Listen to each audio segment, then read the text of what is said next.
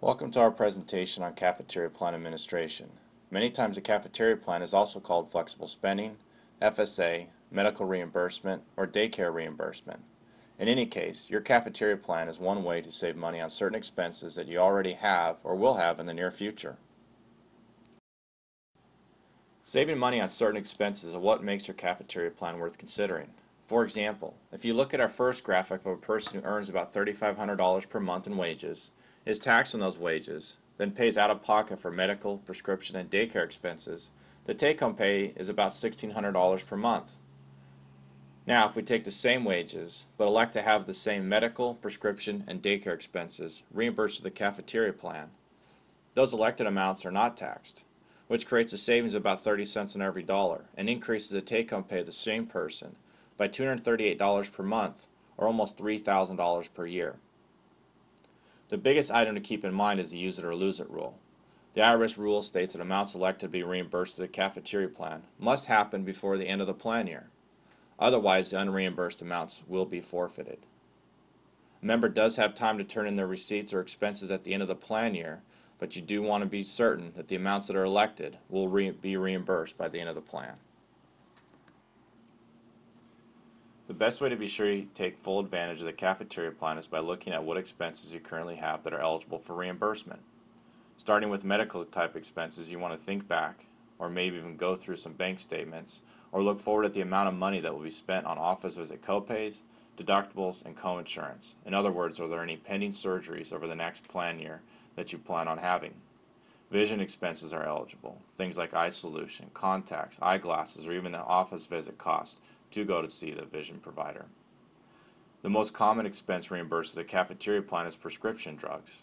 But don't forget about dental expenses as well. Many times your dentist provides a treatment plan for the costs you will incur for certain procedures. To the right of this graphic are samples of eligible expenses. But just think about any item that is used to treat, cure, or maintain a health-related condition. General health items like multivitamins are not eligible unless doctor prescribes them for a condition like anemia. With healthcare reform, there was a change to eligible expenses that made over-the-counter items like ibuprofen ineligible unless prescribed by a doctor.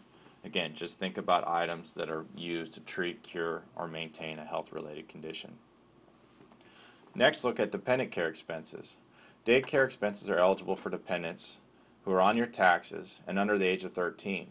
Tuition is not an eligible expense, but the expense to watch over your dependents so you can work after the education session is eligible. You want to check with your employer about transit reimbursement. If you do have one of these plans, those expenses can be eligible as well. If you decided that you would like to elect and participate in the cafeteria plan, please take a moment and review a couple of the key areas on your enrollment form. In the top section, there are basic items being asked to be completed, but one of the main areas to highlight is the email address section. When providing an email address, this signs you up to receive alerts to the cafeteria plan, including monthly balances, end-of-year reminders, and other key pieces of information. In the dependent section, we are simply looking for information on your dependents that will have eligible expenses. If you'll be using the benefits card, you can also order one for your spouse in this section as well. Now that we've covered the basic information, the next section is the area where you elect the total amount you want to be available through the cafeteria plan. Each plan has a separate election, one for the FSA, dependent care plan, transit spending, and premium only plan. So please be sure to make each election individually. This is also a good time to note that whatever amount you elect through the FSA is available from the first day of the plan year. However, only the amounts taken out of your paycheck are available for the dependent care or transit spending. It is necessary that when making at least one election you sign your name in this section, essentially making an acknowledgement to your employer that they may pre-tax the benefit in your paycheck. If you would like to have reimbursement sent to you through direct deposit versus a check sent in the mail, we will need this section completed. Lastly, if you decide to not elect a benefit through the cafeteria plan, please sign the declination section noted here. If you have made a cafeteria election for the FSA, dependent care, or transit plans, the next natural question is, how do I get reimbursed for the monies that are being taken out of my paycheck? There are two main ways to be reimbursed. The first is by sending in the proof of your expense and being reimbursed by a check or direct deposit.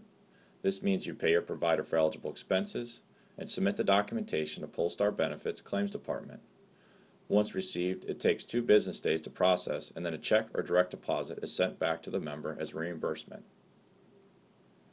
The second way to be reimbursed, assuming this option is made available by your employer, is the benefits card.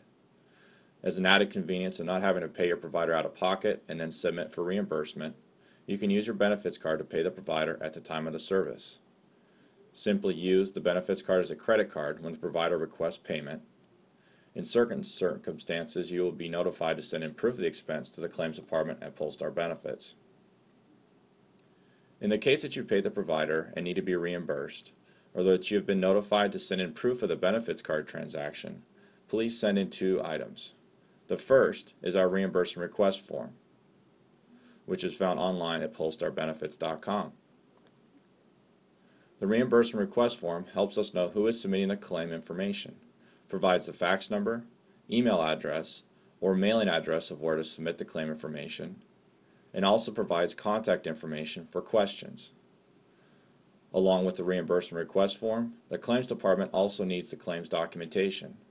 This is anything that shows the provider of the service dates of the claim, the service provided, member's name, and cost of the service. Many times this information is found on a physician's bill.